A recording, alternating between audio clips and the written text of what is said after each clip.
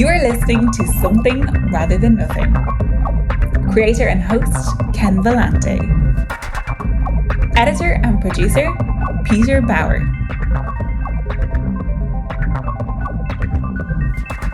Hey everybody, this is Ken Vellante with the Something Rather Than Nothing podcast, and pretty darn thrilled to have Ivana Yellowback on the show, and I just wanted to welcome you, Tansi. Hello, welcome.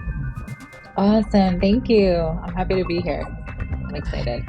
Yeah, I first got introduced to your work in storytelling with the Creepy Teepee program. Nice.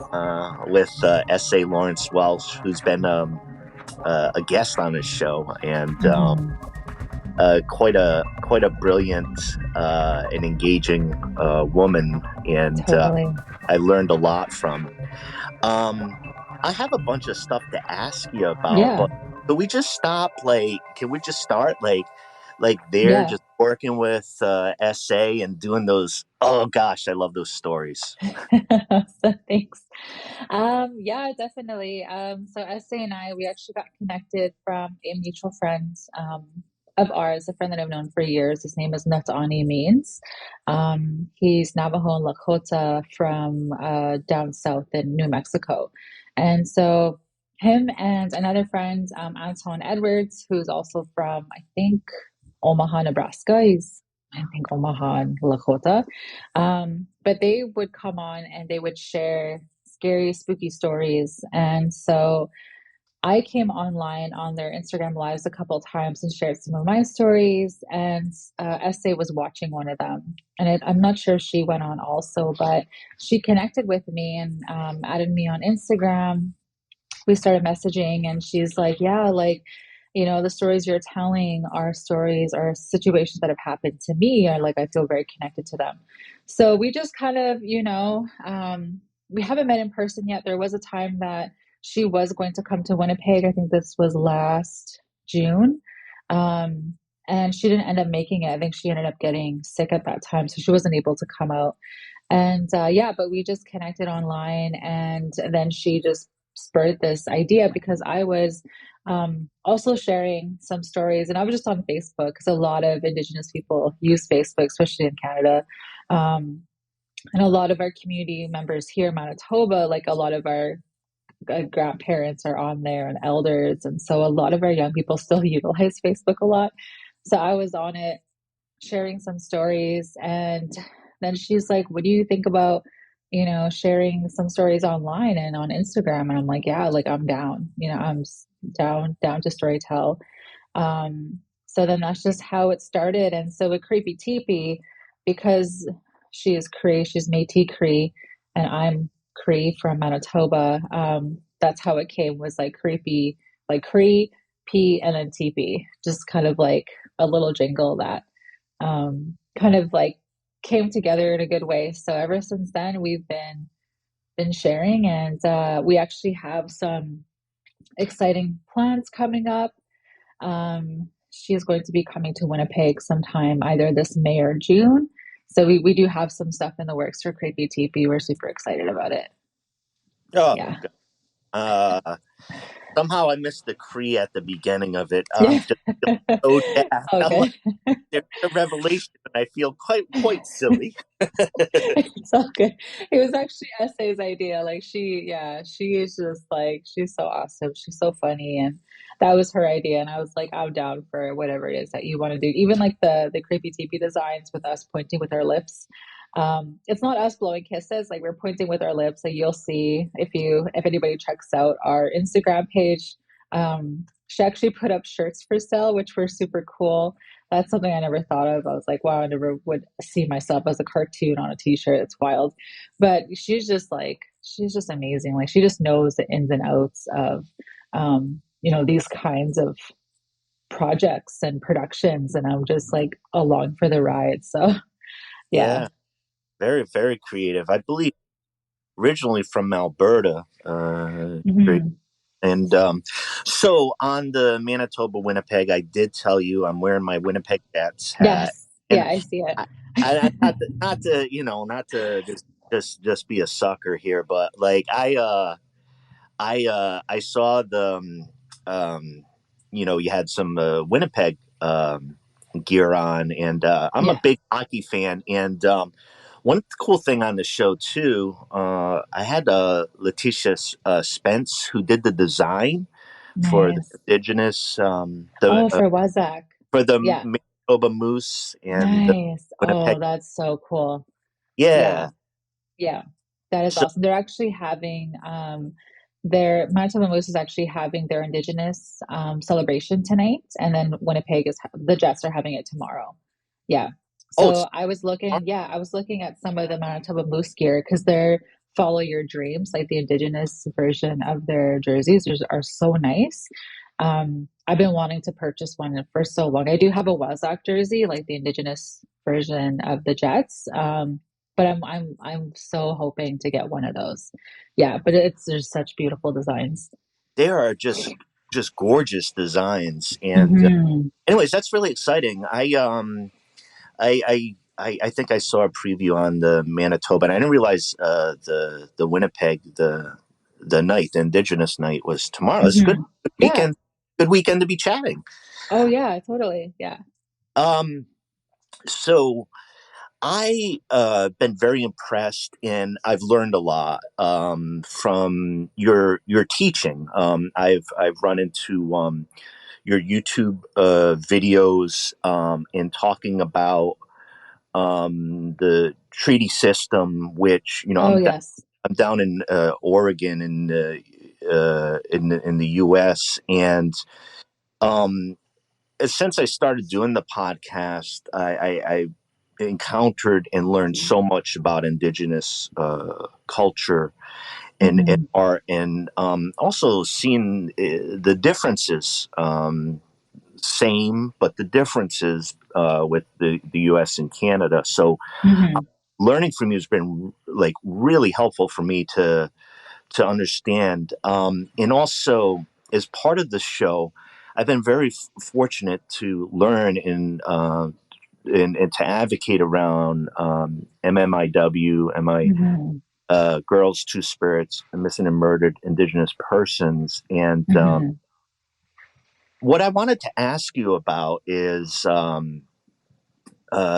your work doing that, your work advocacy, you work in the community, you help Hmm. other people, and I just wanted to ask you about about doing that work, and the kind of places you've been able to present and teach folks, hopefully if they're listening. Hmm. Yeah, definitely. Um, so I've been in social services for over 10 years. Throughout my university degree, so I have two degrees, one in sociology and one in Bachelor of Social Work. I'm going to my master's program this fall. I was working in the community through the entire time of university, and a lot of the work that I do today.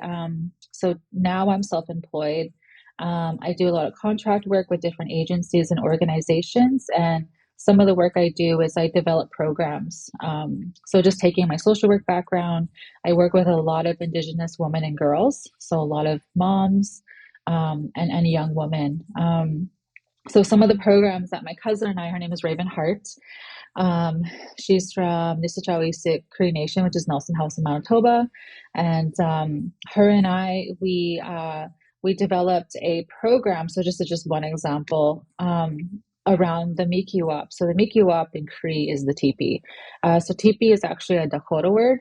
Mikiwap is what we call that structure. That's like our language for it. So in the Mikiwap, there are 13 poles and 14, 15 poles on the outside. So there's two that control the flaps.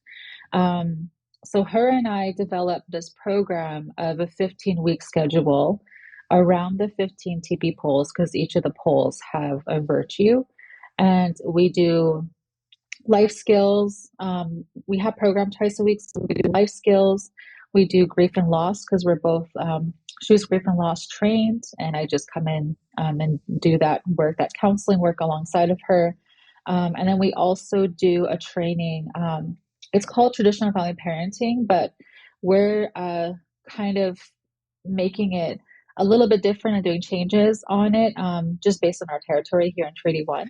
So the 15 poles, they all have a different virtue and different teachings, and they're every three represents the life stages of a child.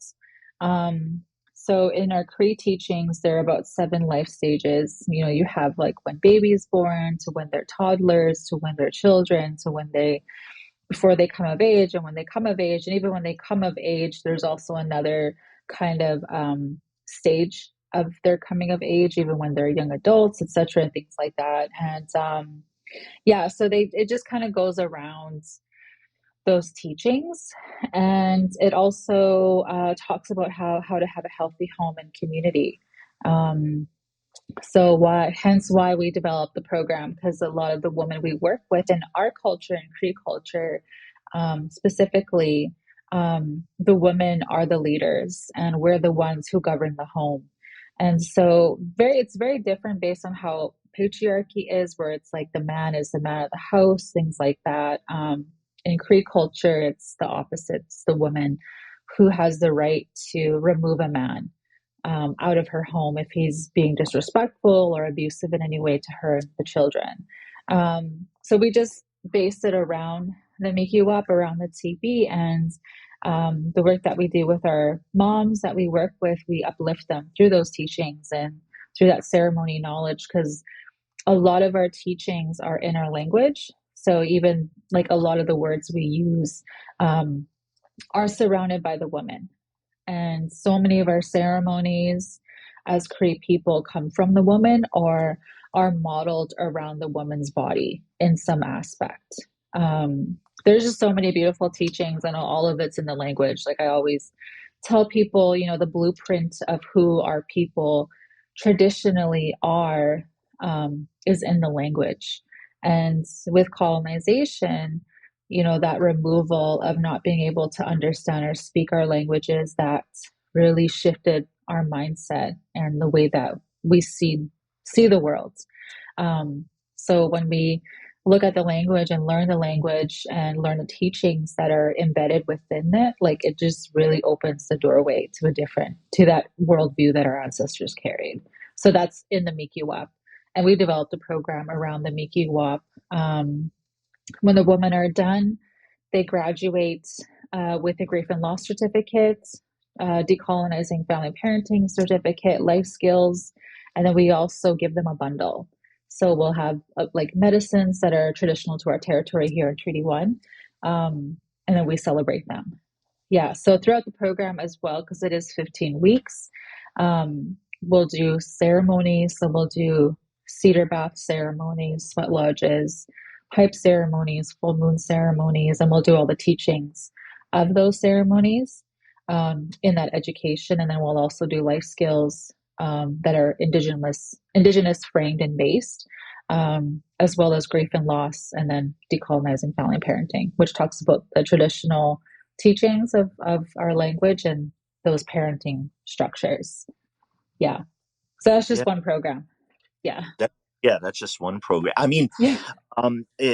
Incredible empowerment. I heard your comments upon with colonialism and treaty system, and I was surprised to hear about the traditional role of the woman. And do you find in doing that, because working with the women that you do, are they is there a decent amount of them that are surprised by the power of that system of, I mean, it's traditional, but this the massive loss or disruption, they kind of surprise, I just hear empowerment in it, like in understanding the power of being a woman within the culture. Is it a surprise for a lot of some of it is. Some of them just kind of, when we tell them about these teachings and cultural practices, like a lot of them already have it in their families,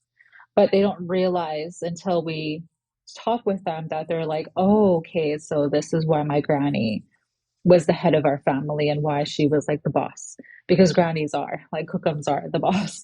And then just, yeah, so a lot of them, through the program, there's a lot of women, because even though we have the 15 weeks, we have an open door policy where it's like, once you're done, you don't have to leave. Like you could come back for several cohorts. So we've had families who are raising babies in the program. So we have babies who are born, like mom was in labor during one of the program days and, gave birth and are bringing newborns in. So we've had newborns grow up, which is really cool. And so, yeah, like a lot of our ladies are starting to really put that forward in their lives, and it helps with their self-esteem and their self-identity. Because, being an Indigenous woman within Winnipeg or within any like city center is very difficult, especially with the high sexualization and racism, especially in Winnipeg. Like last year, we had three sisters that were placed in the landfill, and how that was a huge thing just for relatives to be searched for within the landfills here in Winnipeg, because it's like our people are really, due to that colonized dialogue of who our people are, there's still that really, really intense racism. So yeah, so a lot of our moms, are really very, are getting their power back, and know that they are important, know that they matter, know that they are so important within the vitality and well-being of our communities. And so that's some of the work that we ensure to tell them and to let them know. And yeah, like I grew up in ceremony hearing these from various elders in our Treaty One territory here. So it's like now it's my responsibility to share that forward, because none of the knowledge that my family carries or that I know belongs to me, like it belongs to community. So yeah. Yeah, yeah. No, I, I have this. It's kind of an odd, curious thing of like a deep interest in Winnipeg, and Mhm. like I think it's like from hockey, but it's also I've read a lot about the labor history Mhm. in Manitoba. I'm a labor unionist by day, and Yeah. so I in some film and stuff. So it's been a very it's like kind of outside a deep. Now in that too, there's been the kind of the difficult and disturbing aspect of Indigenous women in Manitoba, and a lot of stories that come that come out of there. And again, from the outside, I also see more, and I've heard about this dynamic, more illustrious, beautiful celebrations in part, in words, like even at the hockey game and other type of Yes. events Yeah. that that look to honor or Indigenous folks more than my setting in the U.S. It just seems like that there's Yeah, more. definitely. Yes. Yeah, Um, and that's actually, as you're saying that, that's actually one thing that I noticed too. Because like with the TRC, the Truth and Reconciliation, not really pushed forward or really catapulted, that the notion that we are treaty partners, especially in Treaty One territory, like we signed treaties together with the British Crown, and all those that descend to Canada following, like immediately adopt that just by birth of being Canadian within that treaty jurisdiction. Um, so yeah, with the TRC and the unraveling of the truth of the residential school system, and the residential school system is just one aspect. There's still the Indian Act, which is a huge, huge monster to really pick away at. Like the Indian Act is something I think as a nation, as communities, we're going to have to look at eventually, because it's the residential schools was just one aspect of this huge other aspect. But yeah, as you were saying, when we drove down to Minnesota, we went to go see the Wilds, so Minnesota Wilds versus the Winnipeg Jets, and I was actually like, they didn't have an opening for acknowledging the territory. You know how in Winnipeg we have land acknowledgements. It's like we're on Treaty One territory, land of the Métis, etc. Anishinaabe, Cree, Dakota.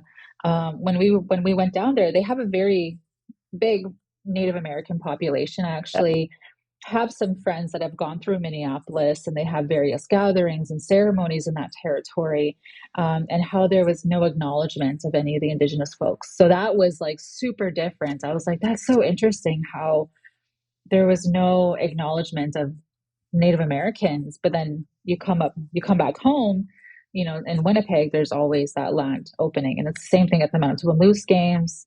It is very different in that aspect of just over the border, how that changes. Yeah.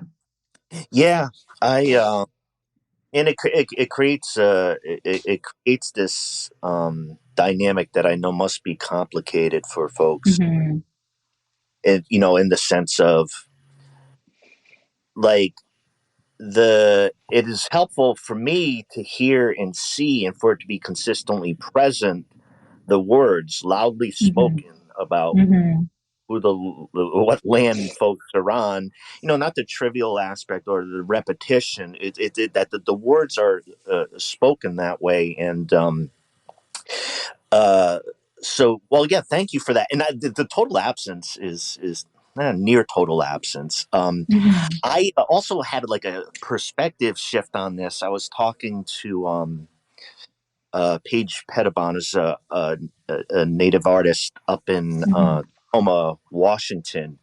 And when I'd gone to it was the Seattle Mariners, it was a baseball game, and there was a ceremony before the game and a traditional dance, and Nice. I was so excited about it, but it was like so quick, and like in my mind, I was like that wasn't enough. And when I was talking to her, there was such much more of a subtle like way of approaching it. It's like that was our space. It's beautiful to have that space, and it's a good thing, So like I Mm-hmm. found like in my head, I was like, more like I'm an advocate, like I'm just an advocate all the time. Like more, there should have been more. Mm-hmm. Um, but it's good to see. But I think I think it not just that the structures that really impact Mm-hmm. Indigenous folks, and the shocking level of violence that Mm-hmm. uh, could be subject to. I wanted to ask you about yourself and Mm-hmm. you as a creator, you as a storytelling artist. I don't know if you like the term artist, but like creator. It's okay. No, it's like what it- for yourself, like embodying that space as a creator, as a storyteller. Did you see? Mm-hmm. Were those things that happened early on for you, or like at a point you kind of felt you had more of a role, or has there always been part of you? I feel like it's always been part of me because I remember when I was about 7 or 8 years old.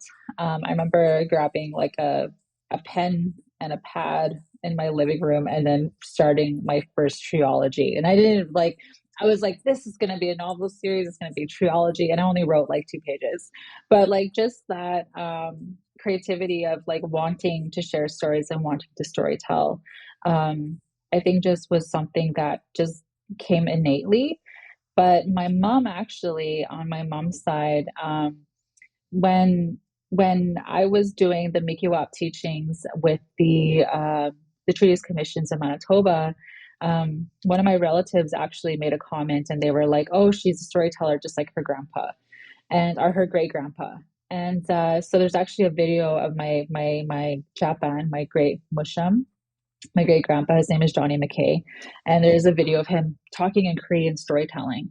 And so I just feel like I think it's just runs through the family. Our people are just great storytellers, and I think it just happens innately where some of us just kind of hone that gift a lot more or kind of focus on it. So I love telling spooky stories. Like I've had so many experiences in my life, and my family, we're very like a spiritual family. Our culture also is very spiritual. So it's not taboo for us to talk about stuff like that. It's not something that is like different or weird. It's something that is like everyday conversation where, someone has an experience and it's like everybody's talking about it and sharing information about it. And so I guess just being raised up in a culture that way, I'm very open about sharing these stories. I don't feel shy about them, and they just, I guess, kind of come naturally. Um, and yeah, and then so with with my writing, um, now that I'm in my 30s, I'm actually starting to write a first draft of a novel.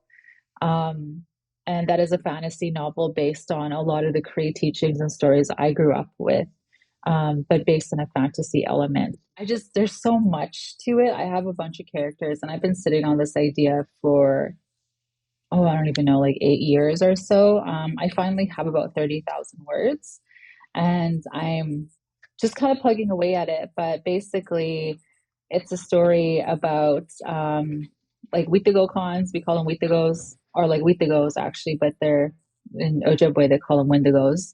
And yeah, I don't really know how to say it. Like, I feel like I want to talk about it, but I feel like I would give too much information and do a lot of spoilers because I get so excited.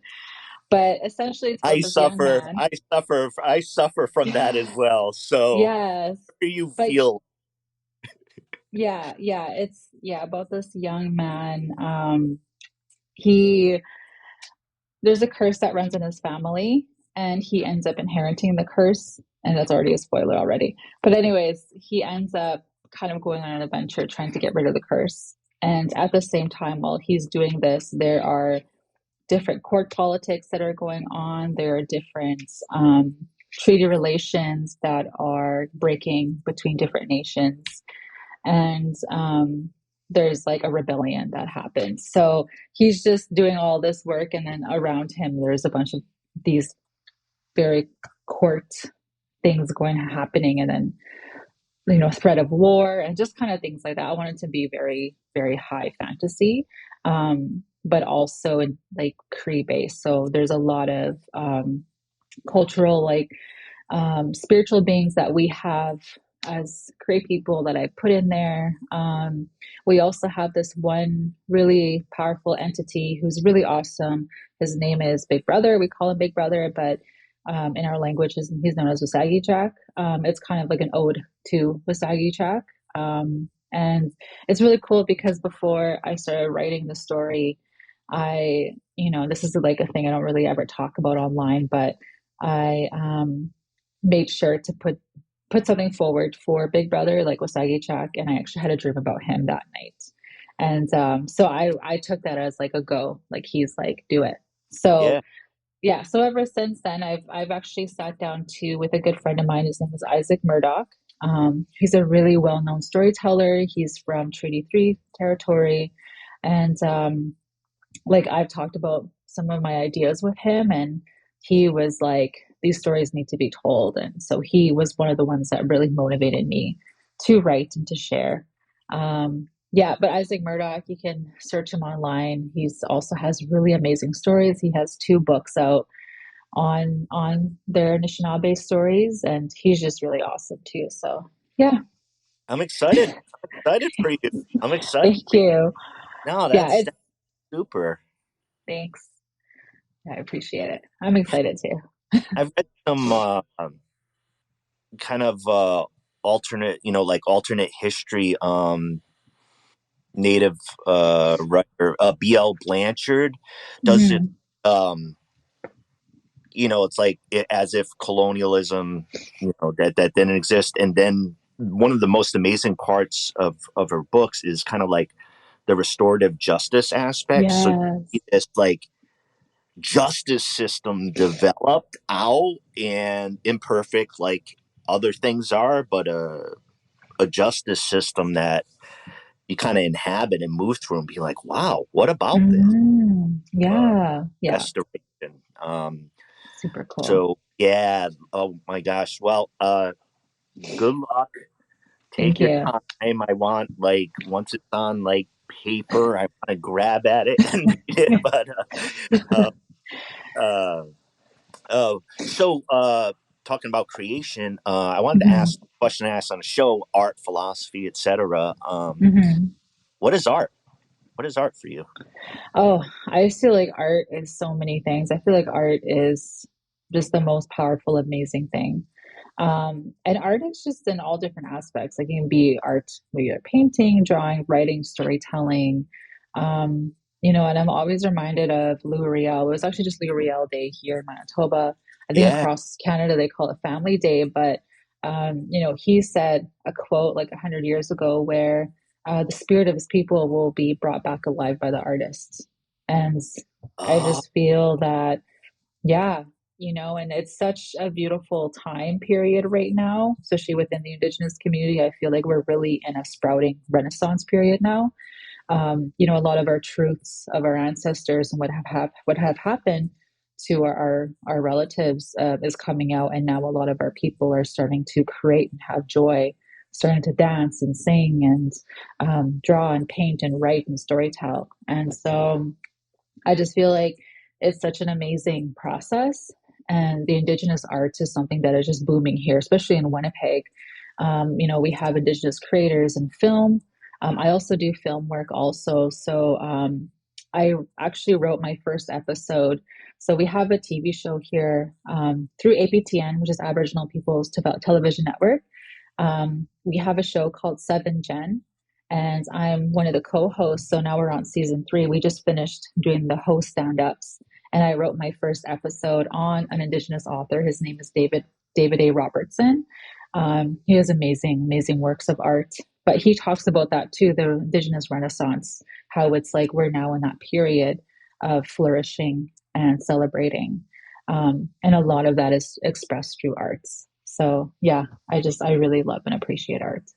so exciting. And it's particularly with the Ryan quote about, the empowerment of like the arts. It's like, obviously I think artists like maybe believe that or feel that, but like that pronouncement of like, how do we get through? How do we get, up and over? And it's a Mm-hmm.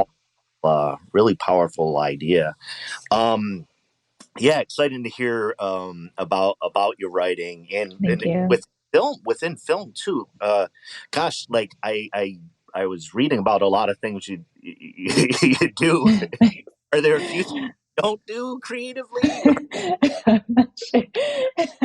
Yeah. Yeah, yeah. Uh, I Mm-hmm. wanted to ask you.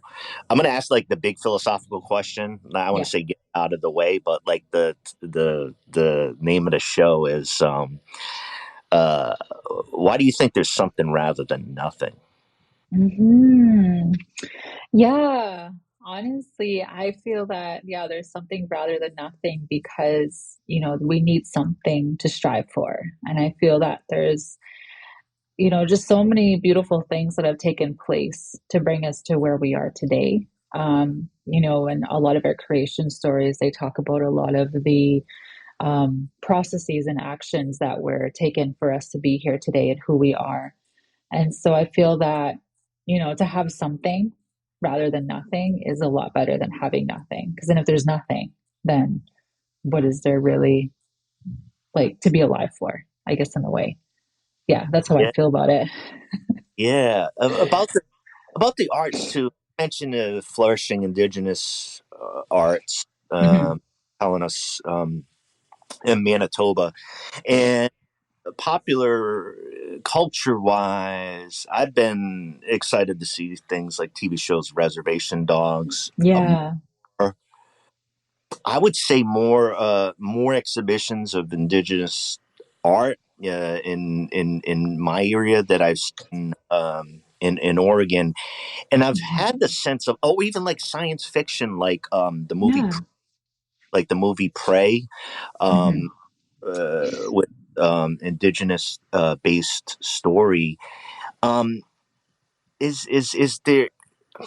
I don't know how to ask this exactly, but it feels like that is gaining root and taking hold. And I think about culture and art and about exposing in the stories and reckoning with things.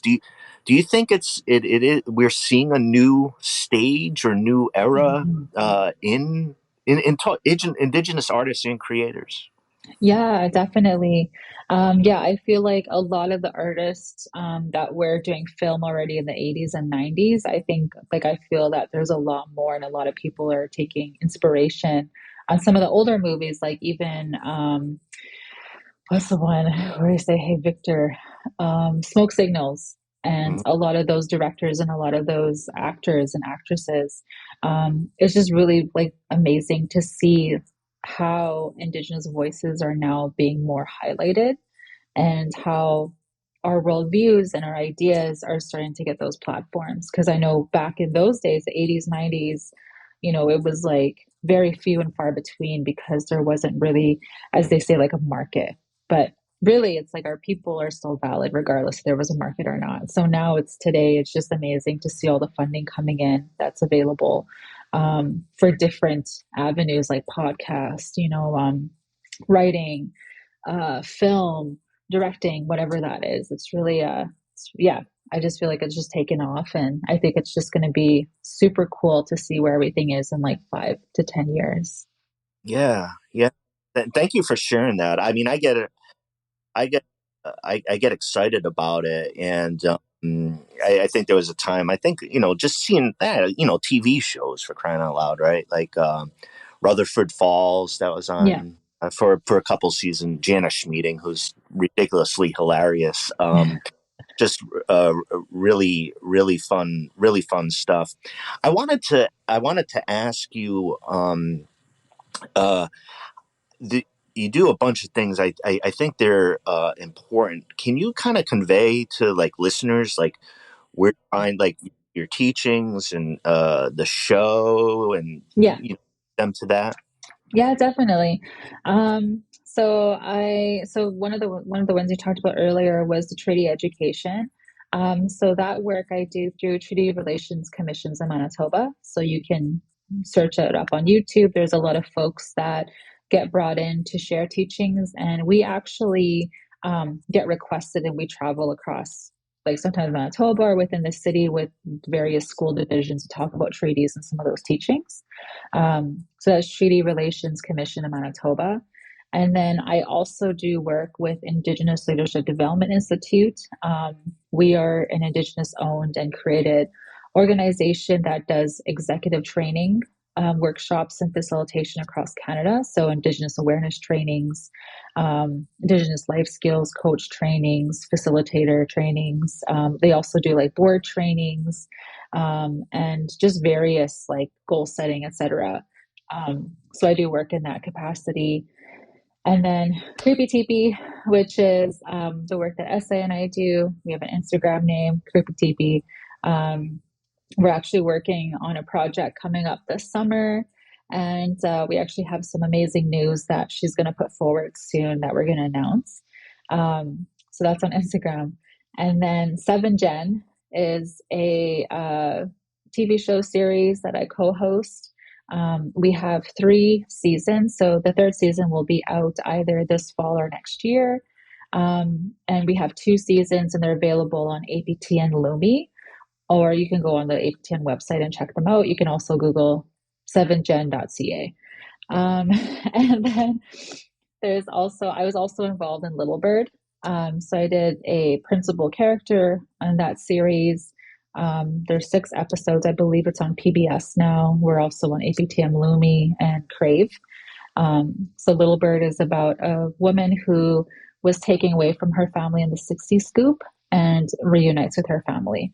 So there's that. And then my family and I, we also are a singing group. There's so many things. We're called Kind Heart Women Singers. So we sing all over. We're actually going to try work on recording soon.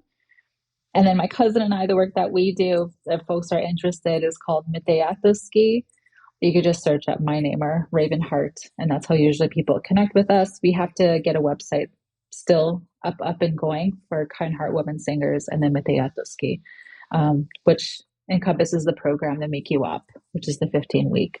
Yeah. So that's pretty much all of some of the stuff that I do. But I can talk about and connect folks to that have, there's a social media presence of each of those ones. Thank you so much. And thank you, for you, honestly, too, your work and spending Thank time you. with me on the show. I just want to let you know there's a deep Mhm. appreciation of that. Um, Thank I you. want to, one question before I let you go. So, uh, about hockey, Yes. and I don't know if I have a great like understanding. I've read stories of hockey as a sport, and some of the deep stories of Indigenous Mhm. players, and I think famously by Richard Wagamese, Nice. Oh Indian. yeah, Indian horse. Yeah. Yeah, and I found the stories just so powerful, and I just want to have a sense, like within, is there does hockey have that role? Um, I notice Indigenous players within hockey, and the Mhm. stories that I read, it seems to be maybe important culturally in a way that I don't understand. Not being Yes. there, is does hockey have that power in amongst some of the Indigenous youth playing it, male or female or other? Oh yes, yeah, definitely. I know, like in Manitoba here, like just from personal experience, my nephew is actually at a hockey training camp currently. He's there for like 2 months, 3 months. And so, yeah, like hockey is such a huge thing in our communities. There's so many of our young people that play it. I know up north in my community, God's River, there's broom hall hockey. A lot of people play broom ball hockey, and there's like whole tournaments that are based on broom ball or hockey. And we also have once a year, we actually call it our Vegas. It's so funny, but it's in Brandon, Manitoba. And they have a huge tournament, and it's actually called Winterfest. But before, it was the Dakota Ojibwe Tribal Council Days, and they get a bunch of folks all over Manitoba from different reserves that play various sports, and they win tournaments and championships. And it's all Indigenous.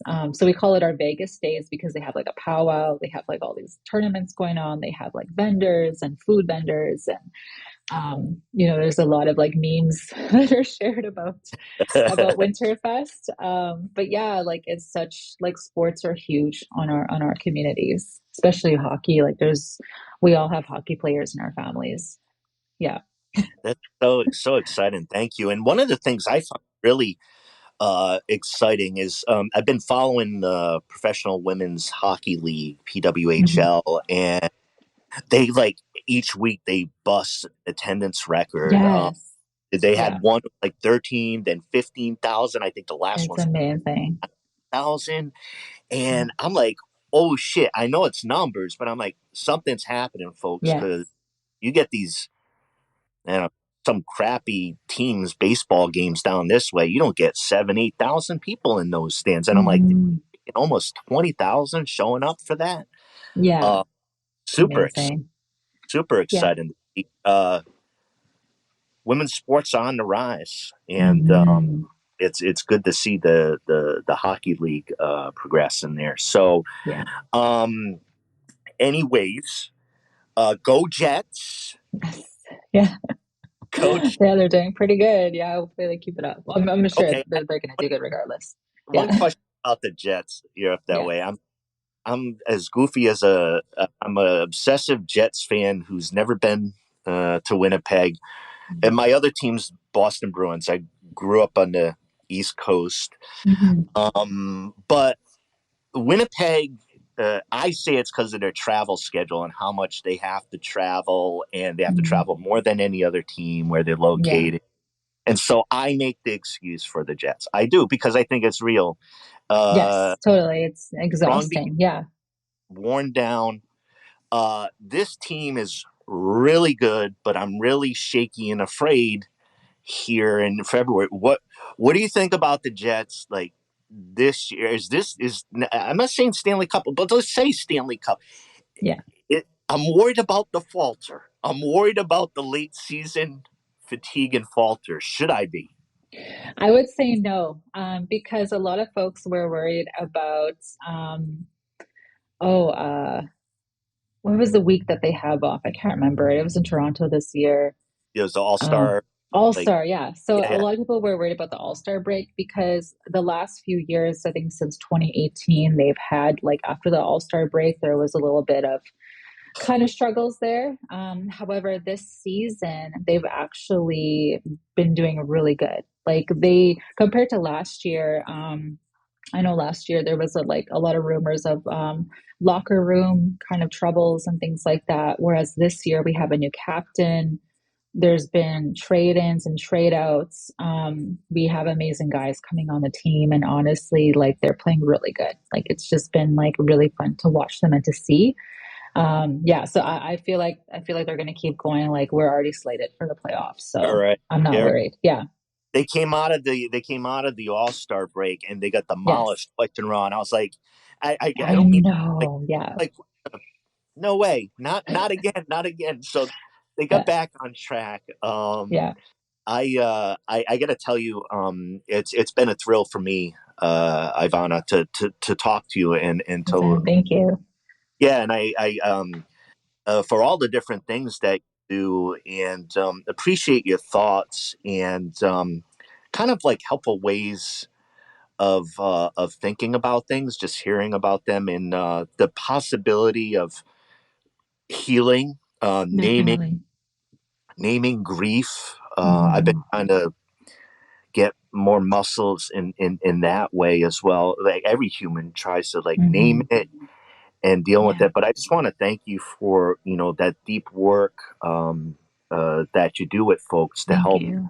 Yeah, in that process, and shout out to S.A. Lawrence Welsh, who joined the show quite a while back, as Ivana had mentioned, Creepy Teepee, and though you can't see me, I got the Winnipeg Jets hat on for myself and for Ivana, and got the S.A. Lawrence Welsh design shirts, Yeah. which get you can get by finding S.A.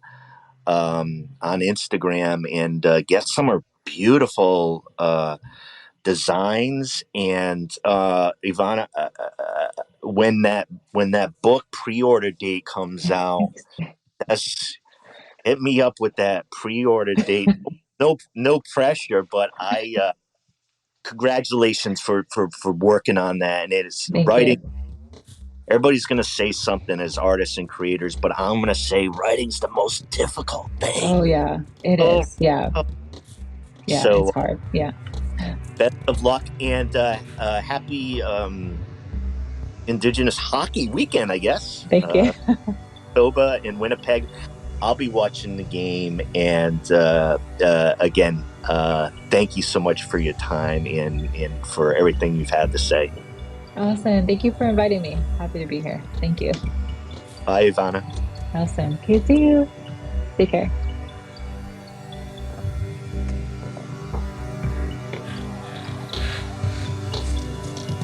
This is Something Rather Than Nothing.